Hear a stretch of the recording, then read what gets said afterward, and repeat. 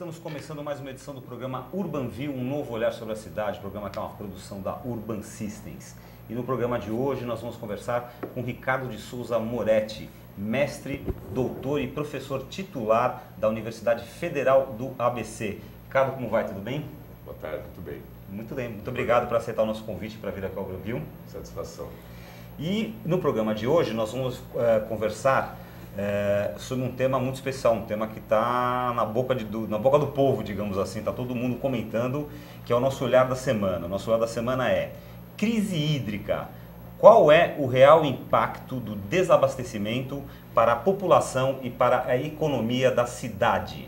Nós vamos conversar, entre outros assuntos, sobre mecanismos como redução de pressão, rodízio, bônus por economia, multas por excesso de consumo, são eficientes e suficientes? O aproveitamento da água de chuva é uma alternativa eficiente para colaborar nesta crise? Que impactos poderão haver na economia com a crise hídrica? E aqui ao meu lado, como sempre, está Sandra Lanza, pronta para receber as perguntas de você. Sandra, tudo bem? Tudo bem, Gilberto? Bem-vindo, Ricardo, bem-vindo a você que está com a gente em mais um Urbanview. Eu quero começar a minha participação convidando você para participar também do Urbanview. São várias formas de você participar do programa. Uma delas é por meio da nossa enquete do dia, que você volta lá no site da Urban Systems, urbansystems.com.br. No final do programa a gente traz o resultado e o nosso convidado comenta o resultado com a gente. A pergunta de hoje: quem tem a maior parcela de responsabilidade pela crise hídrica? Primeira opção, o governo, que não executou um bom planejamento deste recurso. Segunda opção, a população, que desperdiça esse recurso e não tem hábitos sustentáveis. Ou terceira opção, os setores econômicos, que deveriam ter sistemas de reaproveitamento de água. Estou aqui a postos aguardando a sua participação. Lembrando também o e-mail do programa que você pode participar ao vivo, urbanview@urbansystems.com.br. Muito bem, se você está nos assistindo ao vivo agora e quiser enviar a tua pergunta para que a gente faça aqui para o professor, por favor, manda por e-mail que a Sandra está aqui ao meu lado acompanhando. E é isso aí, apesar das chuvas de verão, São Paulo está na iminência de ter quase metade da sua população da região metropolitana, que é abastecida pelo sistema Cantareiro, sem água nos próximos meses. E o problema também tem se repetido em outros sistemas de São Paulo, que também estão com níveis baixíssimos, e também em outros estados como Rio de Janeiro e Minas Gerais, na região sudeste de maneira em geral. Este é sem dúvida um dos assuntos mais discutidos nos últimos tempos. E é por essa razão que a edição de hoje do Urbanview recebe Ricardo Moretti, que é um especialista no assunto e que vai nos trazer sua visão acerca do que acontece hoje, as razões que nos levaram a chegar até aqui, o grau de responsabilidade das partes envolvidas e, mais importante, o que o futuro próximo nos reserva. Ricardo, eu vou começar esse programa perguntando para você o seguinte: a gente fala assim, dos direitos do cidadão, os direitos universais. O acesso à água potável é um direito do cidadão? Sem dúvida, né? Poucos produtos a gente depende tão radicalmente como da água, né? Quer dizer, sem água não tem vida. E a água está previsto na legislação, todos têm direito à água potável. E nós estamos num local em São Paulo que está na parte alta de uma bacia hidrográfica que tem uma disponibilidade hídrica muito baixa. A disponibilidade hídrica é a quantidade de chuva que cai por ano dividido pelo número de pessoas, né? Como a gente tem uma população muito grande, nós temos uma das menores disponibilidades hídricas do mundo, né, em termos de região. Disponibilidade hídrica vê toda a água, inclusive para produção de alimentos, produção industrial e tudo mais. Não é só o consumo das pessoas, envolve toda a cadeia de consumo. Toda a cadeia de consumo. E na verdade a gente importa a água, né? Quando a gente importa alimentos, nós estamos importando água. Quando a gente pega a água do Cantareira, nós estamos importando água. Então nós vivemos numa região que tem muito pouca água.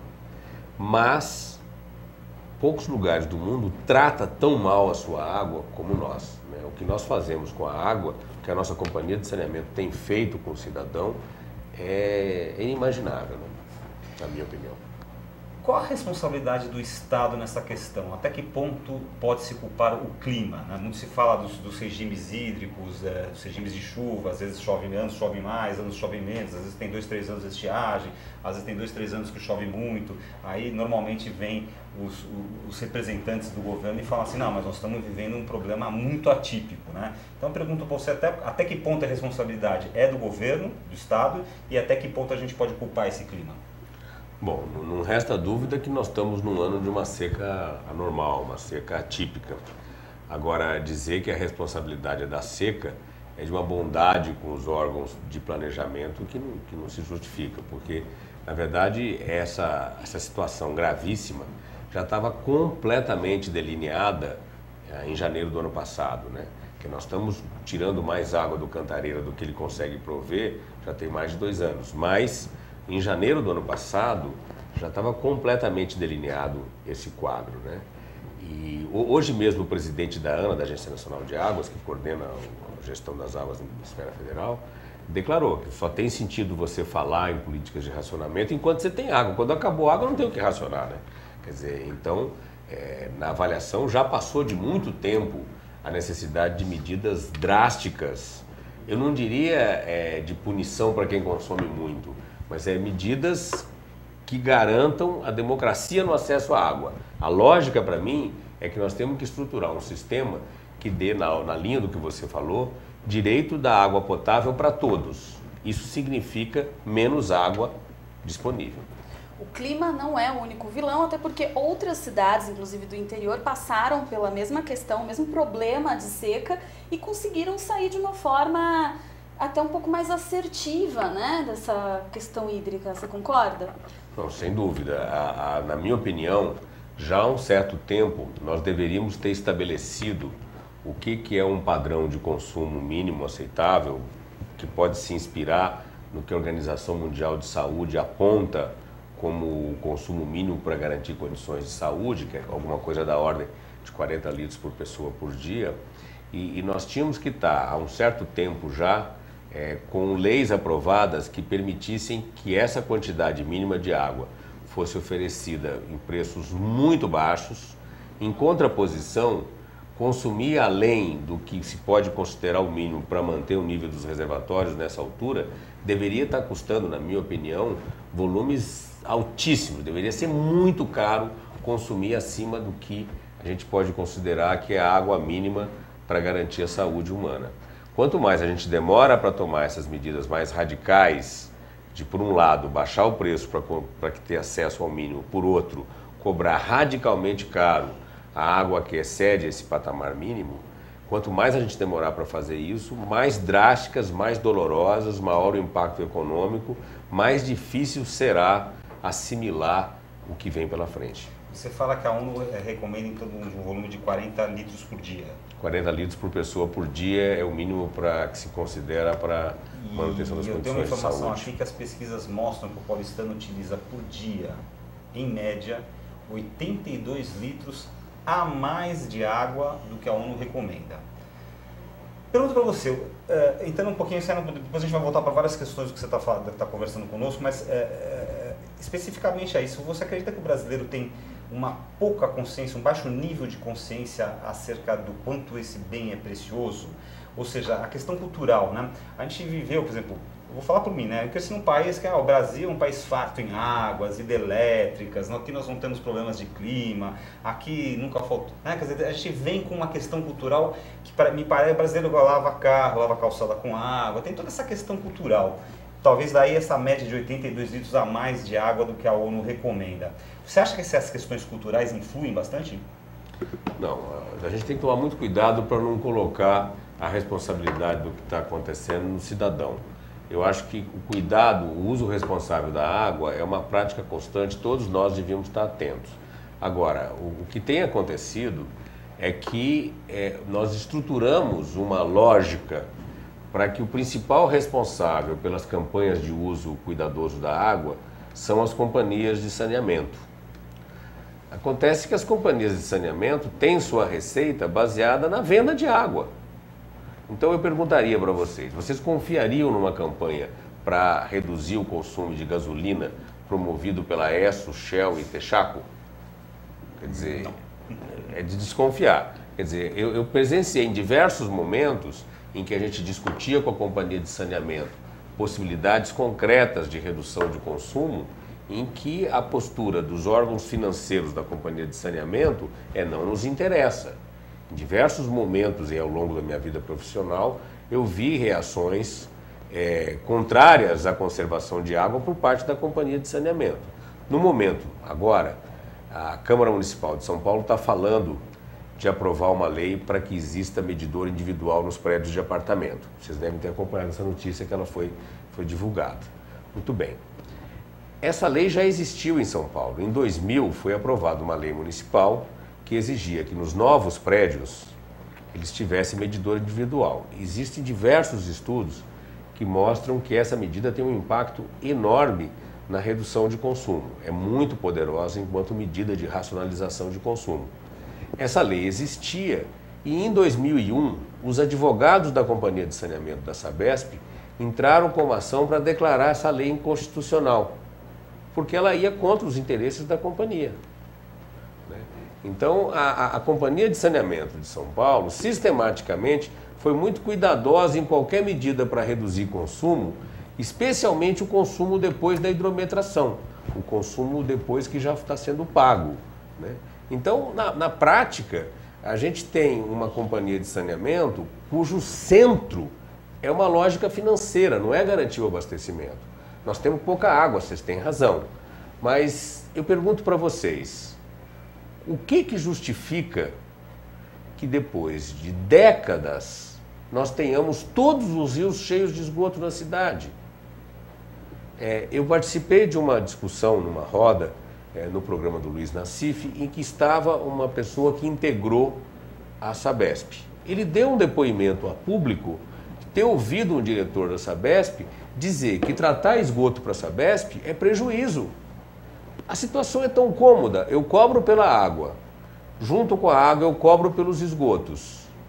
Eu não trato os esgotos, estão todos quietos, está todo mundo quieto.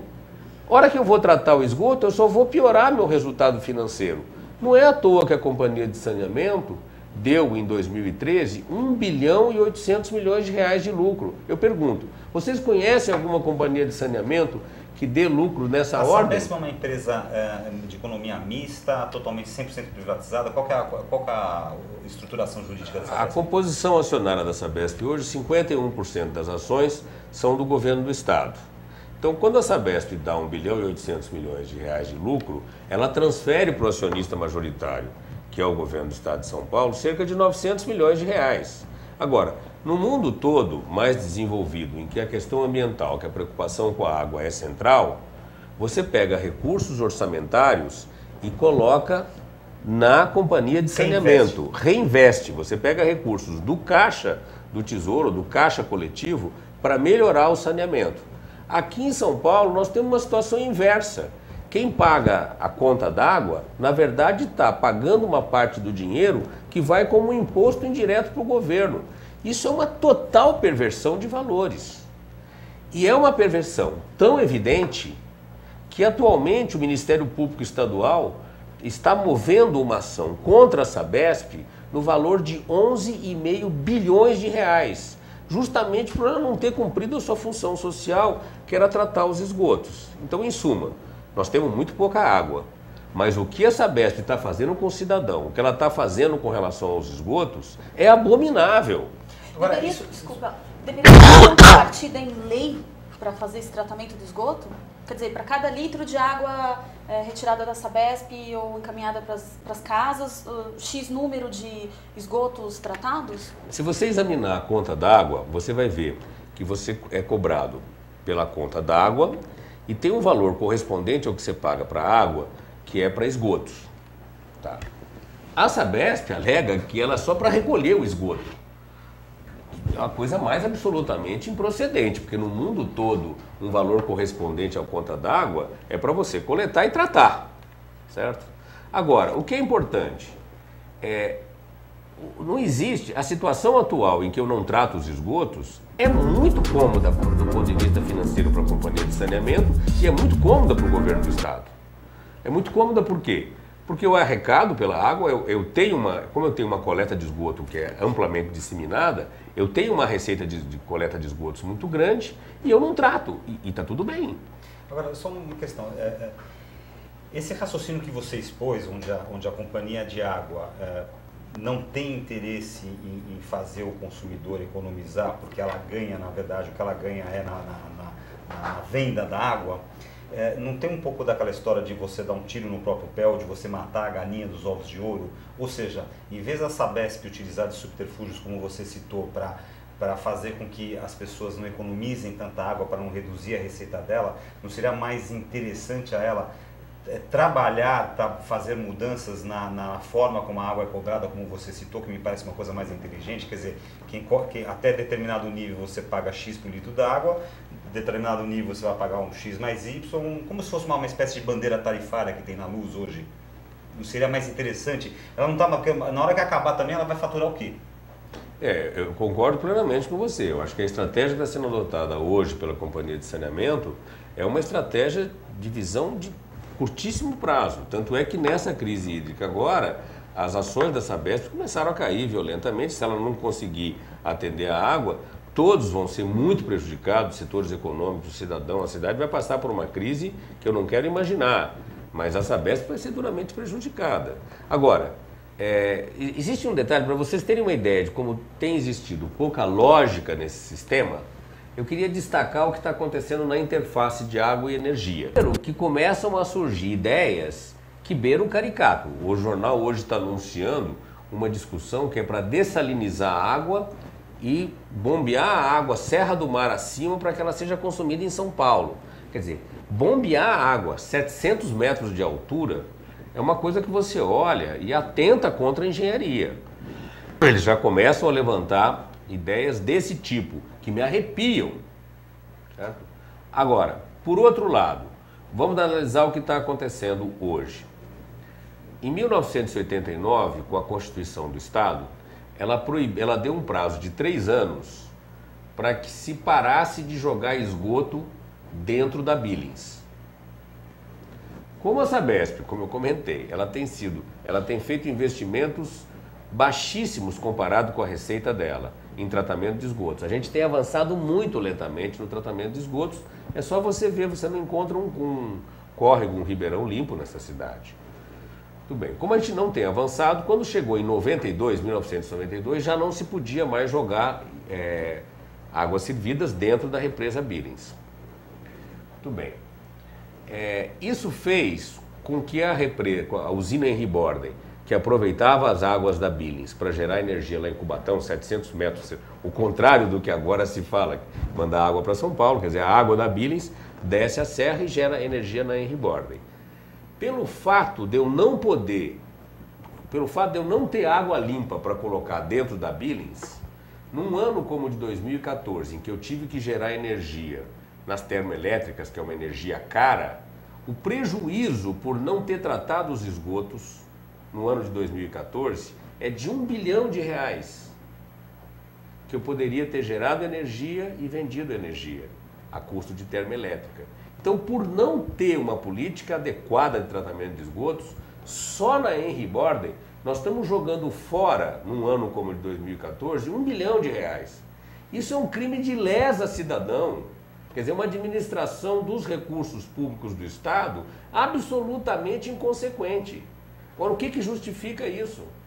Quer dizer, na verdade, é uma visão obtusa, uma visão curta, em que se acha natural que você tenha uma capacidade instalada de tratamento de esgoto muito menor do que a demanda. Quer dizer, não somente a gente não está tratando os esgotos, como se você olhar os planos da Companhia de Saneamento, não existe sequer plano de a médio prazo tratar todos os esgotos da cidade.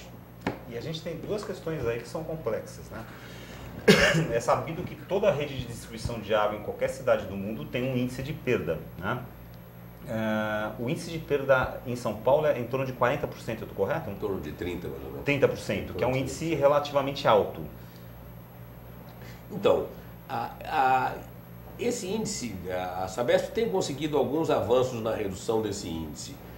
Tratar uma companhia gigante como a Sabesp, como se toda ela fosse inconsequente, tem que tomar muito cuidado. Tem técnicos brilhantes na Sabesp.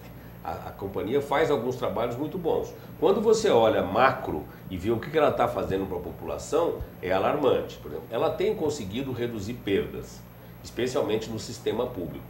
Sem dúvida que se ela te pusesse a mão no bolso e tivesse nessa altura investindo na troca de redes antigas, porque nós temos redes aí que tem centenárias, né? Então, nessa altura nós tínhamos que estar pegando algumas redes antigas da cidade e trocando, que é para reduzir perdas. Sem dúvida que a gente poderia ter resultados melhores. Mas eu não atribuo as perdas na rede pública como sendo o grande problema da crise. Eu vou colocar assim, você somando o que se perde na distribuição, mais o que se deixa de ganhar com o não tratamento do esgoto, porque o esgoto tratado ele pode voltar para a represa, não é isso? Então, essa soma ela é significativa. Sem dúvida. Quer dizer, como nós temos muito pouca água, algumas coisas que seriam inimagináveis anos atrás, agora elas já estão na pauta de discussão. Por exemplo, já está se anunciando para Campinas que os efluentes das estações de tratamento de esgoto vão ser lançados nos corpos d'água para ser aproveitados como manancial. Isso daí definitivamente não me assusta. Eu acho que na prática a gente já está usando o esgoto reciclado para abastecer a cidade, né? Atualmente, dá para dizer que de cada 2 litros d'água que eu tenho na Billings, 1 litro é proveniente do bombeamento que eu tenho do Rio Pinheiros dentro da Billings nas horas das enchentes, no corpo principal da Billings. A Billings são 2 corpos separados. No corpo principal da Billings, eu tenho quase metade da água que está ali é proveniente de recalque de água do Rio Pinheiros. Essa água que lava São Paulo, que vai no Pinheiros, cai no corpo principal da Billings e é levado para dentro da Guarapiranga por sistema de bombas e é usado como manancial. Então, na prática, hoje, o Rio Tamanduateí, Tietê e Pinheiros já é manancial de São Paulo. Nós já usamos a água do Tamanduateí, Tietê e Pinheiros como manancial de São Paulo. Então, a gente tem um problema aí com relação à água que a gente está consumindo, que nós tínhamos que estar com investimentos muito maiores em sistemas mais sofisticados e complexos de tratamento de água. As nossas estações de tratamento de água são ainda de tecnologias relativamente antigas e nós estamos com uma água bruta de qualidade cada vez pior. Então, embora o trabalho feito, eu bebo água do sistema público direto, eu confio na água do sistema público, mas eu cada vez tenho mais medo. Agora nós vamos fazer uma inversão aqui. Eu vou te perguntar o seguinte, se nós vivêssemos no mundo do faz de conta, no mundo da maravilha ou na Suíça, e a gente sabendo que desde 2012 o Cantareira já está recebendo um volume de chuva muito abaixo da média histórica e o consumo... Você citou, na verdade, em resumo, nós consumimos mais água, a Grande São Paulo consome mais água do que ela tem disponível, do que ela produz. Há algum tempo. Então, nesse mundo de faz de conta, o que deveria ter sido feito de 10 anos para cá para a gente não estar numa situação dessa? No mundo ideal, o que deveria ter sido, pelo menos em linhas gerais? Bom, primeiro, algumas delas nós já sinalizamos aqui. Nós tínhamos que estar investindo muito mais pesado nas redes de distribuição para conseguir resultados em redução de perda no sistema público melhores do que obtivemos. Nós tínhamos que estar avançando melhor. Diminuir o problema na distribuição. Sem dúvida que algumas alternativas que estão sendo feitas agora tinham que ter começado há alguns anos atrás. Então, por exemplo, os investimentos para trazer água lá do Rio São Lourenço, que agora que estão começando, elas já deviam estar prontas há muito tempo. Então, falta investimento também na infraestrutura. Faltou investimento em infraestrutura para ampliar a captação de água de fontes de boa qualidade que a gente ainda tem disponível.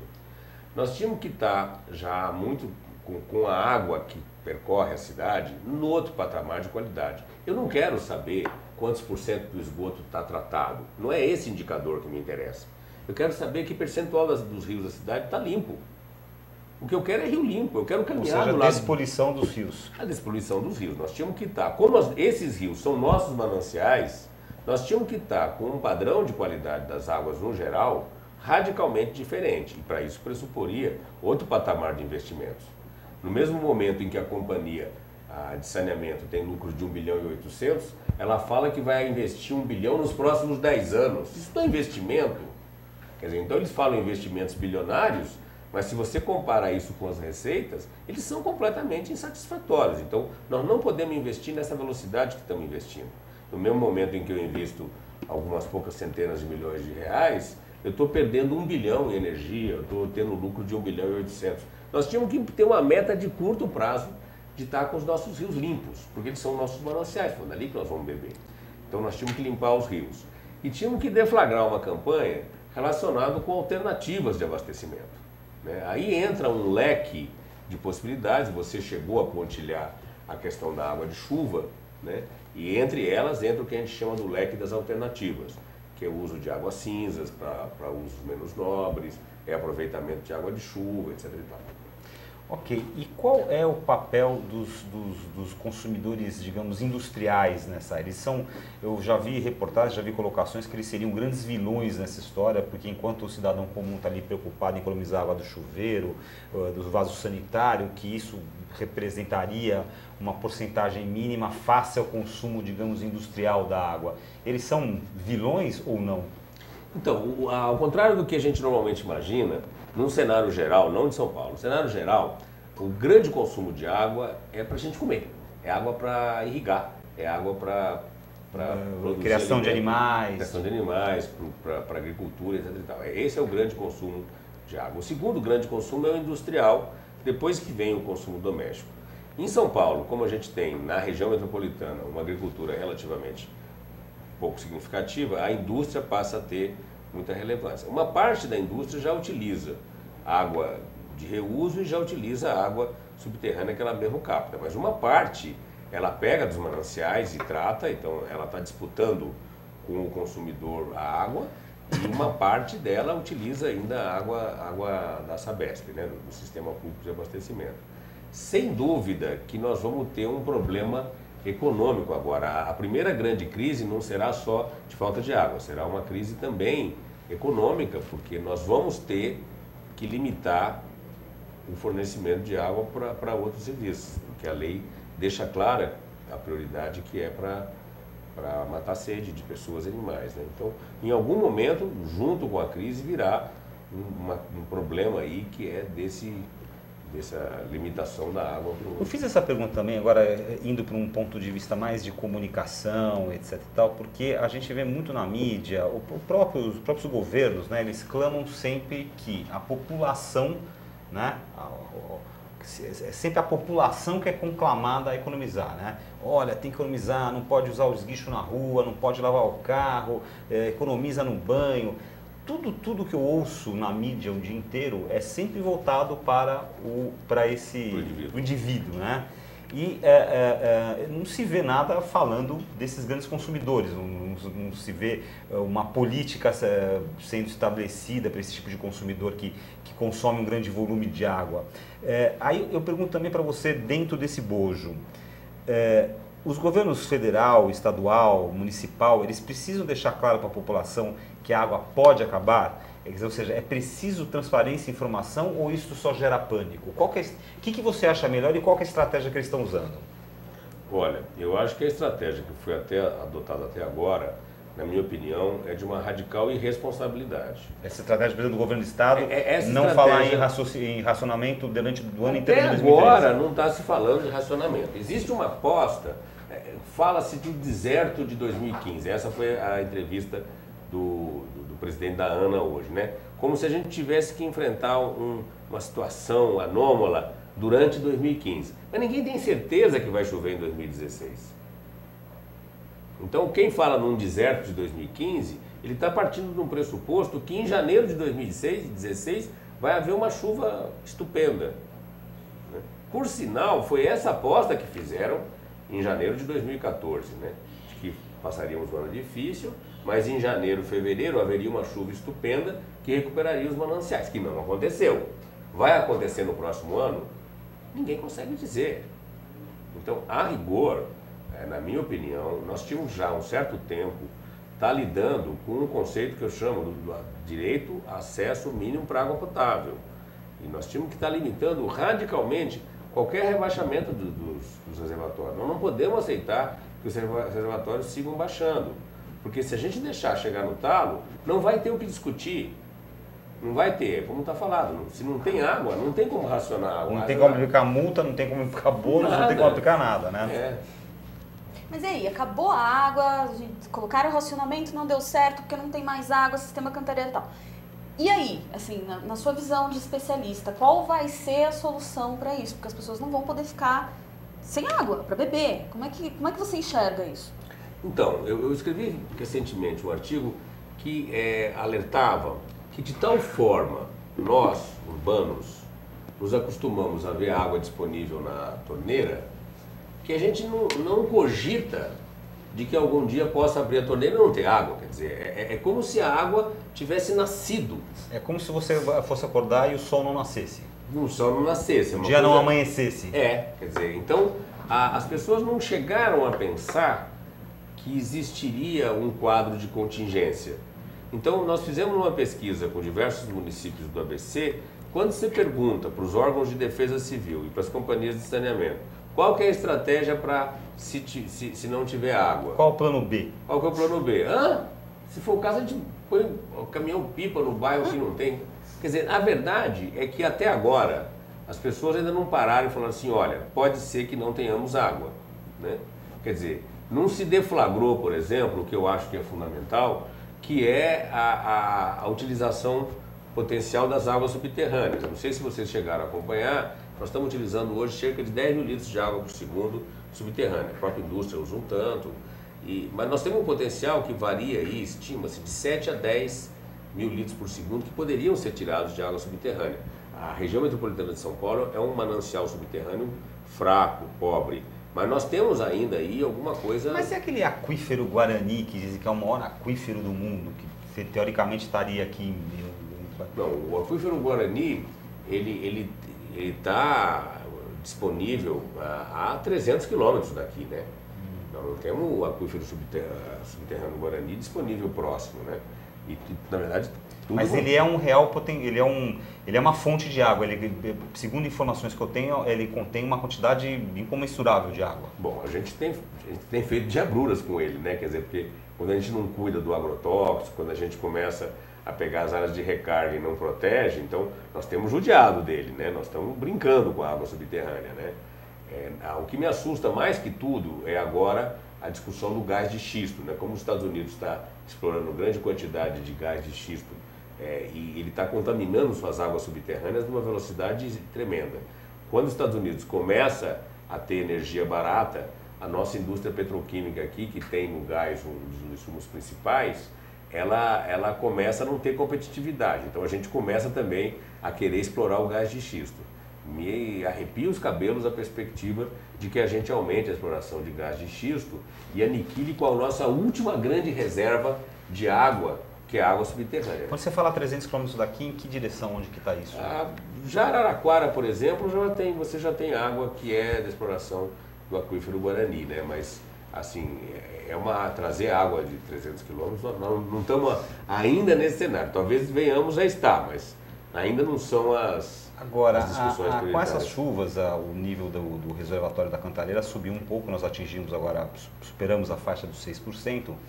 Quando você pensa 6%, faltam 94% para ele atingir a sua capacidade. O que vocês, especialistas, os colegas, enfim, os estudiosos, num regime normal de chuvas, é possível recuperar? Então... E quanto tempo demoraria essa recuperação? Então, reservatórios cujo papel é servir de estabilizador para o abastecimento de água, o bom é que eles fiquem cheios quando termina o período de chuva, né? Porque ele não é um reservatório para geração de energia, porque a rigor, o papel dos reservatórios às vezes é em choque, né? Por exemplo, eu quero um reservatório para evitar enchentes.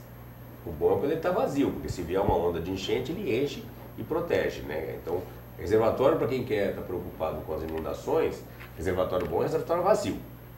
Para quem gera energia elétrica, reservatório bom é um reservatório cheio, porque ele me gera a maior quantidade de energia. Para quem está preocupado com água também, reservatório bom é reservatório cheio.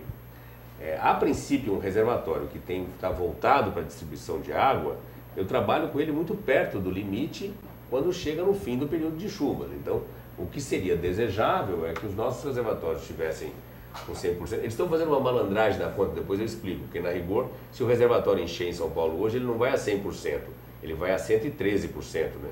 Eles estão calculando o que tem de água com relação ao volume do reservatório menor, não do maior, né? Então, se a gente encher o reservatório hoje, ele não vai a 100%, né? Com essa nova matemática. Seria aquela questão do volume morto? Do volume morto. Que, aliás, o pessoal brinca, o volume morto não acaba, né? Volume morto 1, 2, 3, agora estão falando no 4. Parece aquela série de filmes, né? O Retorno, série 1, série 2.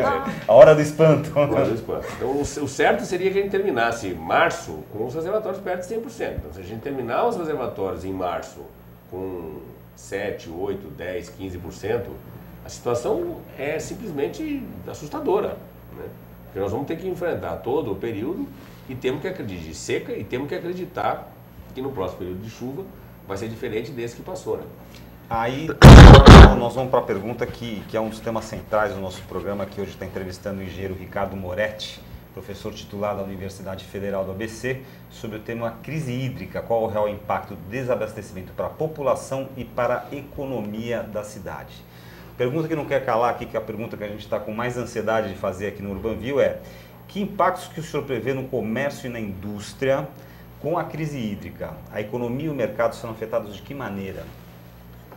Bom, é muito difícil de prever claramente isso, porque eu quero acreditar que em algum momento o governo vai sair dessa posição medrosa, né, de não querer assumir que existe um problema, como se não existisse um problema, e ele passe efetivamente a garantir o abastecimento mínimo e tal para os próximos meses, né? Então, de qualquer forma, se tiver essa atitude que eu chamo mais corajosa, de assumir a gravidade da situação e adotar medidas mais drásticas, nós vamos ter um impacto em todos os setores da economia. Vocês acompanharam, as universidades, as escolas estão discutindo já o que fazer caso não tenha água, porque pode ser que tenha que interromper. Então, várias atividades econômicas vão ficar ou interrompidas, suspensas ou reduzidas, né? Restaurantes, por exemplo? Né? Acho que Eu já vi notícias de alguns restaurantes que já estão fechando. Não fechando, encerrando suas atividades, mas diminuindo. Chegar um dia e falar assim, olha, se hoje não estamos funcionando porque estamos sem água. Né? Quer dizer, sem dúvida, quer dizer, na hora que a gente tiver que administrar volumes significativamente menores, nós vamos ter que reduzir diversas atividades econômicas, né? Agora, o impacto disso, não consigo avaliar. O que me assusta realmente é que a gente venha a manter essa postura de que tem e as pessoas sigam com uma postura como se tudo tivesse praticamente normal. Não está praticamente normal, né? Na melhor das hipóteses, nós temos um quadro... Mas, por exemplo, se a Sabesp e o governo do estado adotassem uma política tarifária como você sugeriu que seria a melhor política, ou seja, até X litros de água, que é o consumo básico recomendado pela ONU, a água a um custo baixíssimo, dali para tanto aumenta e quando chega um determinado volume, então cobra-se extorsivamente a água. Isso, por exemplo, tem um impacto econômico, porque como é que poderia ser feito isso, por exemplo? Uma residência, você, 40 litros de água por pessoa, tem 3 pessoas lá, então o normal são 3 vezes 4, 120 litros d'água. Agora, um hospital consome milhões de litros. Como é que poderia ser estabelecido, por exemplo, uma política tarifária dessa? Teria que ser estudado o quê? Caso a caso? Não, o que eu conduziria era numa análise do que foi o consumo de 2013, eu estabeleceria valores muito baixos para 1/3, mais ou menos, do que foi o consumo de 2013. Isso é o que eu chamo do direito à água potável, é um volume, e aí se você consumia muito, porque era um hospital, você vai continuar consumindo muito, só que você inevitavelmente vai ter que consumir menos do que 2013. Objetivamente, a quantidade de água que estava disponível em 2013 não está agora. Então, minha lógica é que todos vão ter, nos seus respectivos setores, que fazer um esforço proporcional para reduzir o consumo. Todo mundo consegue. Agora, se a gente seguir achando que não tem problema, haverá uma solução que vem do céu, né? Uma chuva, né? Um dilúvio. Dilúvio de Noé. Um dilúvio de Noé. Se continuar acreditando, a hora que a gente já tiver mesmo nos últimos momentos, aí eu simplesmente não consigo imaginar o que vai acontecer.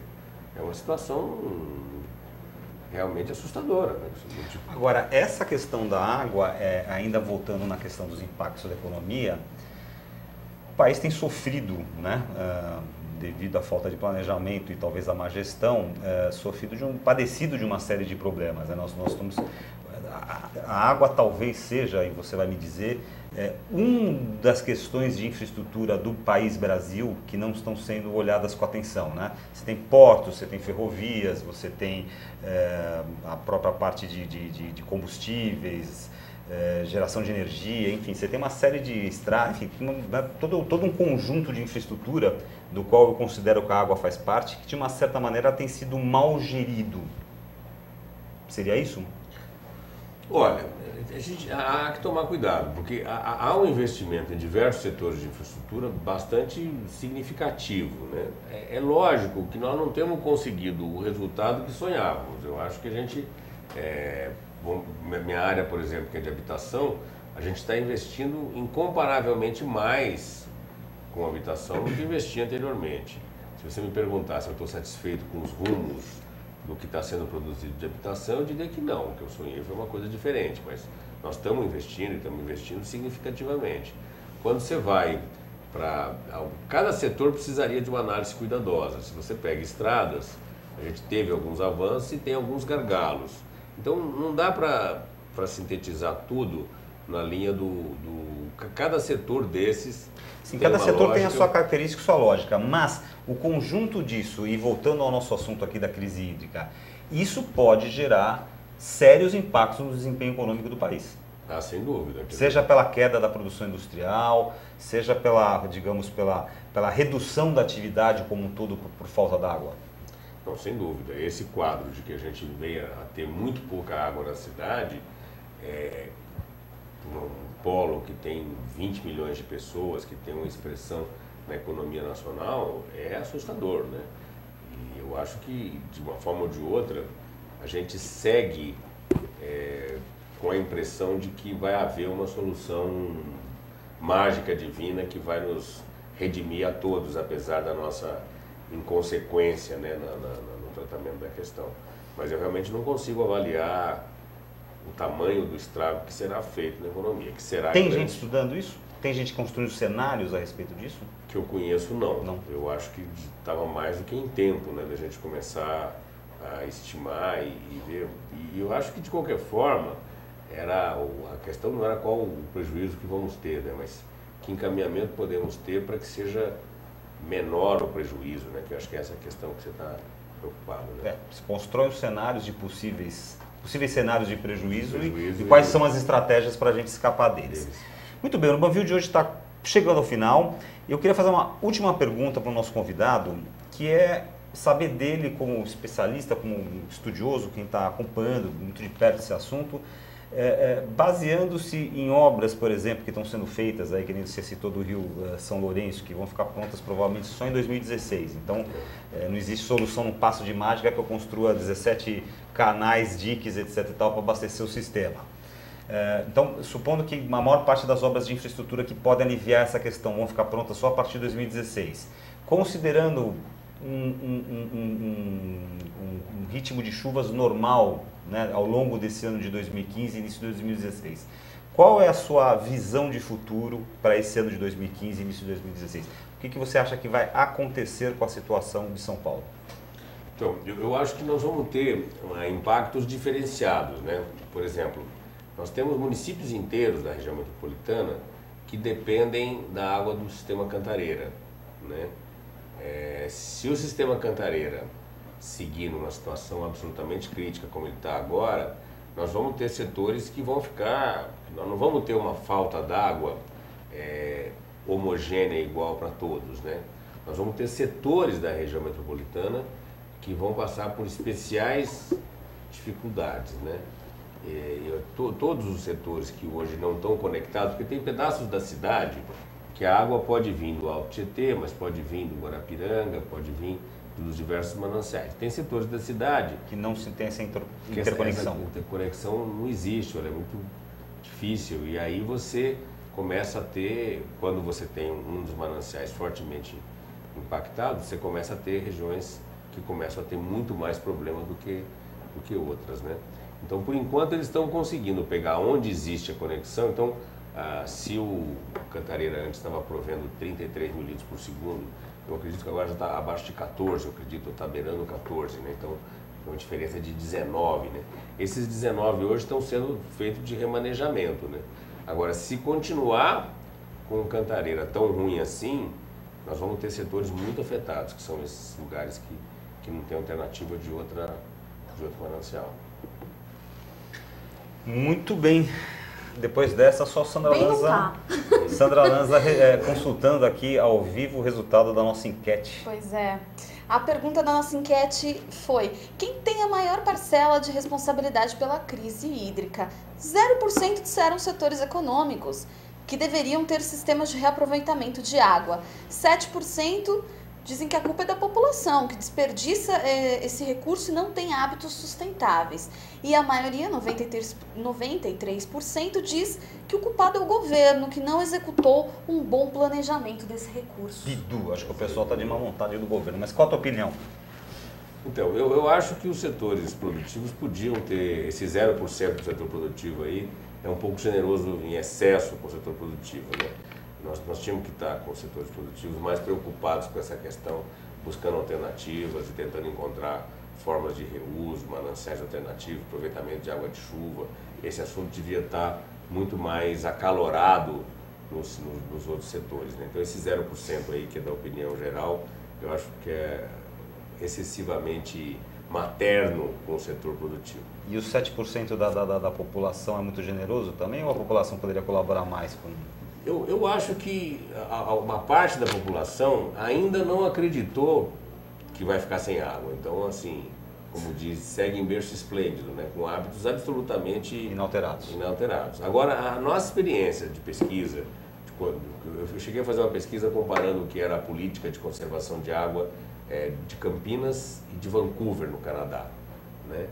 Em Vancouver tem uma política extremamente cuidadosa para a conservação de água, mas altamente ineficiente, porque uma parte significativa da cidade não tem hidrômetro, não paga pela água. E infelizmente acontece o seguinte: se a pessoa não paga, o negócio vai embora, né? O negócio vai embora. Se você não você tem que dar valor para a história, né? Para o produto. Então, infelizmente, eu acho que a estratégia para que a gente consiga dar acesso a todos o direito à água potável, né, que a gente possa democratizar o acesso à água para todos, infelizmente ele passa por um mecanismo para que quem consumir além do que é, vamos dizer, a sua cota, ele vai ter que pagar muito caro, senão dificilmente vai funcionar. Agora, só um último comentário antes do encerramento do programa, aquela questão que você colocou do hidrômetro individual nos edifícios, o feitiço está virando contra o feiticeiro, né? Porque agora os próprios condomínios estão tomando para si a iniciativa de fazer esse investimento. Eu vi uma matéria que muitos condomínios estão falando, ok, o custo é grande, o custo é alto, mas vamos colocar porque é uma forma de você equilibrar a conta do condomínio, ou seja, passou a ser uma iniciativa dos condomínios e dos condôminos, né? Mesmo porque junto com o problema da redução da água, existe uma tensão social, aquela coisa, eu gasto pouco, você gasta muito, a gente paga Tem igual. Um apartamento X que mora uma senhora de idade, outro apartamento no mesmo prédio mora uma família com 5 pessoas. Essa coisa é complicada. Na maior parte das vezes, as pessoas superestimam o que é a economia que pode vir disso. Quer dizer, na verdade, tem vários condomínios relativamente populares que você colocar o nome de dor individual não pode ser até o impacto no volume total de água, mas dificilmente haveria um impacto na conta, porque a Sabesp cobra no mínimo 10 metros cúbicos. Se você consumir 5, 6, 8 ou 10 metros cúbicos, você paga 10 metros cúbicos, né? Então tem vários prédios que na verdade tem um consumo muito perto de 10, então o medidor individual não teria... Talvez a somatória das contas individualizadas pudesse ser maior do que a conta individual. Então assim, não geram mais, em diversas situações... ela pode ter, na redução do total de água consumido, o impacto é significativo, né? Então, assim, para que a cidade consiga usar melhor seus recursos, ter medidor individual é bem importante, né? E é uma ironia que a Companhia de Saneamento tenha feito um esforço para tornar inconstitucional essa lei aprovada em 2000, né? Mostra como água é mercadoria. Coisas do Brasil. Bom, semana que vem é carnaval. O que vai acontecer, Sandra Lanza? Pois é, nós teremos uma reprise, então, aqui no Urbanville, mas a gente espera vocês aqui em altv.com.br das 17 às 18 horas. Muito bem, o Urbanville de hoje entrevistou o engenheiro Ricardo Moretti, professor titular da Universidade Federal do ABC, sobre o tema crise hídrica, qual é o real impacto do desabastecimento para a população e para a economia da cidade. Ricardo, obrigado pela presença. Obrigado a vocês. Tintim saúde. Saúde, Enquanto houver água para beber, aproveitemos. Sucesso. Professor, muito obrigado pela sua presença. Obrigado a Esperamos você, talvez numa próxima oportunidade, conforme for a evolução aí dessa questão, a gente crise. convida você novamente aqui para o Urbanville para contar como é que vai ficar, ou como é que está ficando a situação e o que muda. Voltamos então, sem ser na próxima quarta-feira, que é de cinzas, na outra quarta-feira com mais uma edição ao vivo do Urbanville. Até lá, obrigado.